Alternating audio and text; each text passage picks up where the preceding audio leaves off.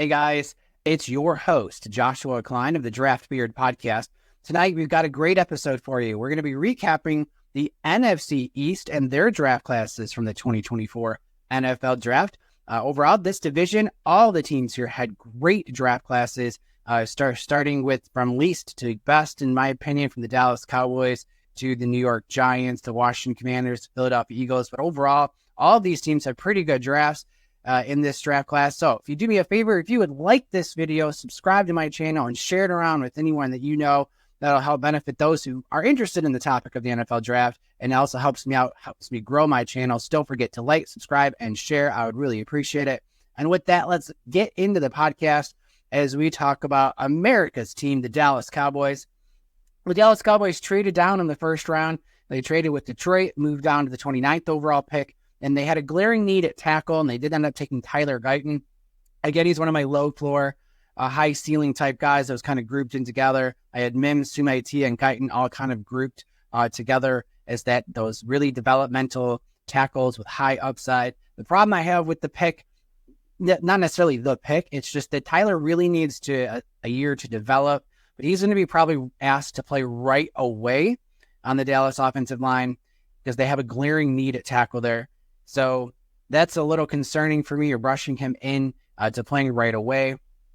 Dallas is kind of in a win now mentality. So, it's kind of a pick where I was kind of, I don't know if I would have went with that player at that spot there. But it is a glaring need. If they can kind of bring him along slowly, that's probably the best bet. I just fear that that's not going to be the case with the Cowboys, which is why I'm a little skeptical of the Tyler Guyton pick. But hey, they've had great success at developing offensive linemen throughout the years. They're great at it. So maybe this works out for them. Just to have my concerns about having to have him play right away. They went into the second round, and they had a great pick, one of my favorite edge rushers in the class. That's Marshawn Kneeland out of Western Michigan. He says absolute great motor. He is going to need to develop some more pass rush moves, so he's going to need a little bit more time to develop, but I think that is a great value pick there in the second round. And then one of my favorite offensive linemen is Cooper Bebe from Kansas State, just a mean guy. He is a guy who's not overly athletic, but I think he's athletic enough where he could be solid to play anywhere you want along the interior of that offensive line. That is a phenomenal pick. I definitely had him graded much higher than 73rd, which is where he went overall in the third round. That is a great pick by the Dallas Cowboys. That's going to really beef up their offensive line. He can come in and play right away, unlike Tyler Guyton, who they drafted first. And then in the third round, kind of a little bit of an overdraft with Maris Luafau, the linebacker out of Notre Dame. See him more as like a special teams guy. And then Kalen Carson, who they picked up in the fifth round. I think that's decent value. It's unfortunate that Kalen just didn't have the great senior season or last season as I hoped he would be. They've done a good job at developing those corners with those later round picks in Dallas. Maybe they can help with that. I don't see him as a CB1.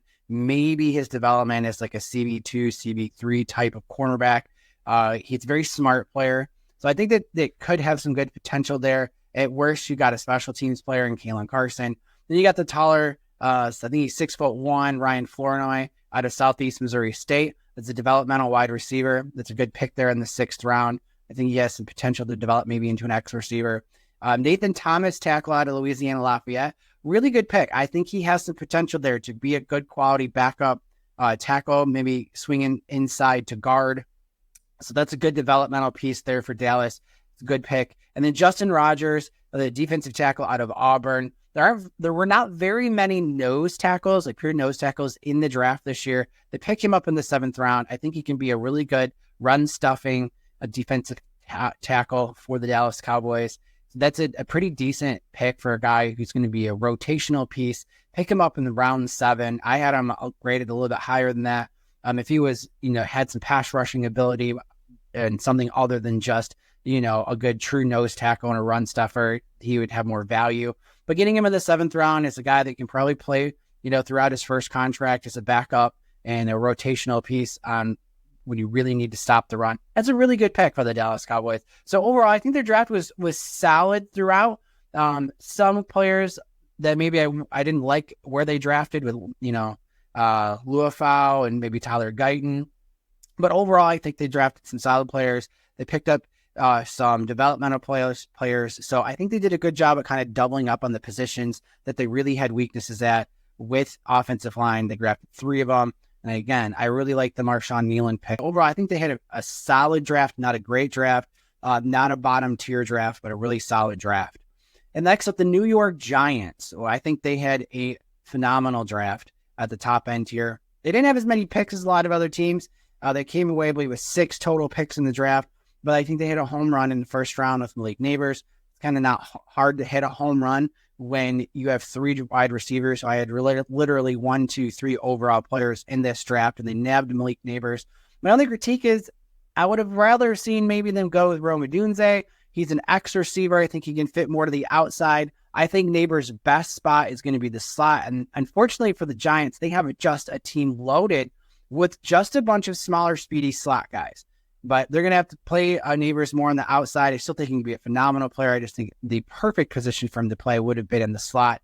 That's just a little minor critique of the pick. But again, it's a solid player overall. I think he's going to develop into quite possibly an all-pro type receiver. You can't go wrong with those types of players. There's a little nitpick if I preferred a Dunze in that spot just based on the team fit and what else they had on their roster. And then you get Tyler Nubin in the second round. He's a safety out of Minnesota. He's a really good true football player. The safety class wasn't loaded at all this year. Tyler was one of the top safeties in the class, and he goes 47th overall in the second round. I think they got a solid football player. That replaces Xavier McKinney, who they lost in free agency to the Green Bay Packers. There's a good solid pick there in the second round, about where he should have been picked. I did see some people saying, maybe he could have been picked late first round. I didn't see that. He's not that type of talent. But overall, I think he can come in and be a quality NFL starter and be there for the long term. I think it's a decent replacement for Xavier McKinney. I know Xavier's one of the best safeties in the game, but it's a good job of the Giants there. And then the round 3, getting Andrew Phillips. I wasn't as high on Andrew as a lot of other pundits out there. Not to say that I didn't like him. I think he's going to need to develop into more of the man press guy. I see the potential for him to be there. I think he peaks a little bit too much. Meaning I think he tries to peek into the quarterback a little bit too much. But I think he has potential to be a really good zone corner with development of a man press style. So he has the ability to blossom into that. I do like him. I think he can be a quality starter in the NFL, a CV2 as a ceiling. So it's a good pick in the third round. I think that's about right where he should have been drafted. And then Theo Johnson out of Penn State is an athletic freak for a tight end. I really liked him. I had him in my top 3 or 4 tight ends in the class. He's going to need some polish and some development, but he has all the tools to be a really good pass catching tight end. Not someone I'm going to have him, stay in line and block for you, but I think he can develop into that. Penn State does a great job at finding these types of guys, and the Giants get a really good one in round 4. And then in round 5, I think they get a really good developmental steal here in Tyrone Tracy, the running back out of Purdue. He's really been played wide receiver most of his career in college, moved over to the running back position. So he's a little raw in the feel for the position, but he can develop into a really good, solid running back. I think he can be a starter in the NFL, maybe not an every down back, not someone you want to be in your goal line situation. He's going to be able to have a good feel for catching the ball. Obviously, with being a former wide receiver, you can push him out and run him as a wide receiver. You can ask him to catch the ball out of the backfield. That's a really good pick in round 5. Like that a lot. And then Darius Marisal, linebacker out of UCLA, could be a good backup linebacker. Develop maybe into a starter. He's going to play on special teams. Overall, even though they only had 6 picks, I think all 6 picks you're going to see them contribute in some way, shape, or form this year. I think watch out for Tyrone Tracy. He's maybe a sleeper for those of you who play some fantasy football. I think Malik Neighbors is going to have an instant impact in getting a replacement for McKinney. That's a pretty good, solid draft. I think every player that they drafted will see the field this year for the Giants, and that's really hard to do. Most teams, you don't always luck out that way when you're making your picks. You get some guys who just won't make the roster or won't contribute in year 1. Maybe it takes a little while, but I think all 6 of those players can see some on-field contribution in year 1. Next, we move up to the Washington Commanders. So the Washington Commanders, I absolutely love their draft. The Commanders and the Eagles had 2 of the top 3 draft classes in all of the NFL, in my opinion. I think the Washington Commanders kind of nailed it from top to bottom. And they started off with Jaden Daniels. So some people are going to, have their opinion on who the second best quarterback was in this draft. Everyone pretty much knew that Caleb Williams was going to go number one. And it was pick your poison with between Jaden Daniels, Drake May, JJ McCarthy. And we saw, 6 quarterbacks go in the top 12 picks. I think Jaden's going to fit more what offensive coordinator Cliff Kingsbury wants to do, kind of that Kyler Murray type role. I like Jaden. I think obviously all these quarterbacks have some flaws and some issues that they're going to need to work on. I don't think he keeps his eyes downfield as much when he runs. I think he tries to run too much. He's going to have to learn how to slide. There's some concerns I have with Jaden. I don't think he's got a weak arm. I think he's got a pretty good arm. So they went with Jaden Daniels. And I think if you look at what the style of Cliff Kingsbury wants to run, that probably was their best fit. I could see nitpicking and saying, hey, maybe why didn't you go with Drake May over Jaden Daniels? But overall, they rolled the dice, stayed at the second overall pick, picked Jaden Daniels, quarterback from LSU. Then you get into the second round, and they just had some absolute home run picks. I know that Jerzon Newton fell in the draft due to some medical concerns. I had him as a top 10 overall player in this draft, and to snag him in the second round is an unbelievable value. I know they don't need him to play right now. They actually are pretty well set in the interior of that defensive line, but this gives them some flexibility as they move forward, that they have a replacement when they need to let one of their high-priced defensive tackles just walk or trade them away. You have Jerzon Newton, who I think can develop into a phenomenal interior defensive lineman. I have liked that guy last year. I hoped he would come out last year. He didn't. Stayed for a senior season, and I love Jerzon Newton. That is an unbelievable value. Kind of reminds me of the same value that the Lions got last year with Brian Branch. There's no way that a player like him should have been sitting there in the second round. Washington trades up, gets Jerzon Newton. Phenomenal pick. Then we go back, pick 50. Remember, they have 3 second-round picks in this draft, and they drafted Mikey Sainristil out of the University of Michigan. Just an absolute steal there.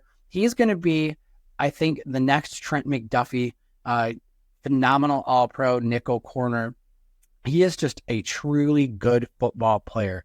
He is smart. He's athletic. Sure, he's not tall. He's not tiny, but he's not tall by any stretch of the imagination, but he plays bigger than his frame and his body would suggest. I think that is an absolute great pick by the Washington Commanders in this pass-heavy NFL that we're in. A lot of teams are running out of the nickel package more than just running with 2 corners in your traditional sets. So that's a great pick there. And then Ben Sinnott, tight end out of Kansas State. I had him as my number 2 tight end in this class. Obviously, Brock Bowers is in a kind of a tier all alone by himself. But Ben kind of won me over. I do see him as like a poor man's Sam Laporta. And getting him in the second round, that's a great pick. I think he can play H-back. He can play inline. He can be a good pass-catching tight end. That's a really good pick so far. They've nailed these first 4 picks. They get a developmental tackle in Brandon Coleman in round 3. He's athletic. He's not somebody that I don't think they're going to have to rely on in year 1. I think he can develop into being a solid NFL starter. You come back in round 3. I think he's slightly overdraft Luke McCaffrey a little bit, but he's got size. He does catch the ball. Obviously, most of you are familiar with that last name with his brother, who is, an all-pro running back with Carolina and then San Francisco.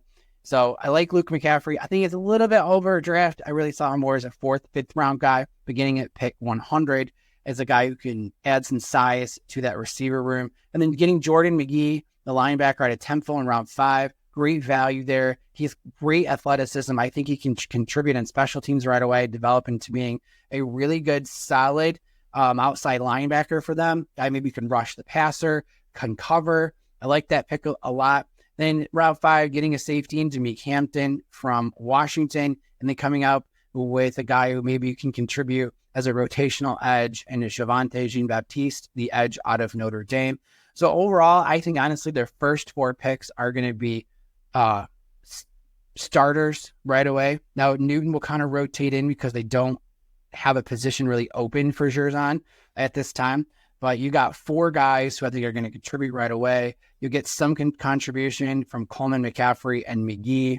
I think McCaffrey, McGee, Coleman, they're more developmental guys, so you might see more out of them in years 2 and 3. But overall, they had a very, very good draft. They had my number 3 overall draft in the entire NFL.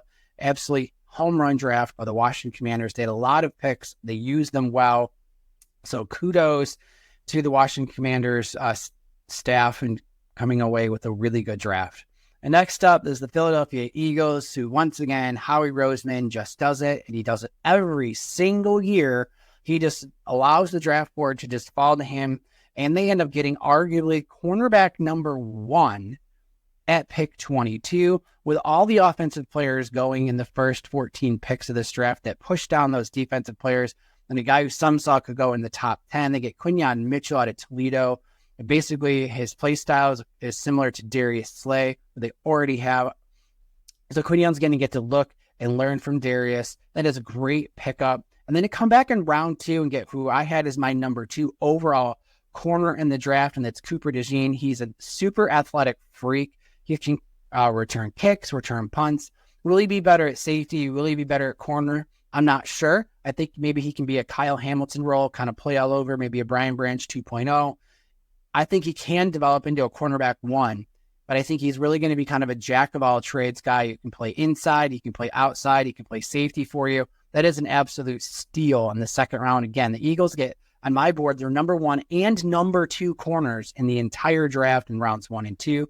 And then they pick up a high ceiling developmental edge out of Jalix Hunt out of Houston Christian. If you watch me part of the draft process, you know this guy has a lot of tools. He's going to need a lot of refinement. But man, if the Eagles can bring him along, which they just seem to know how to develop those edge rushers, he could be an absolute home run for them picking round 3. I think it's definitely early. I mean, I think a guy like that, you kind of tend to see more go in on day 3, Browns 4, 5.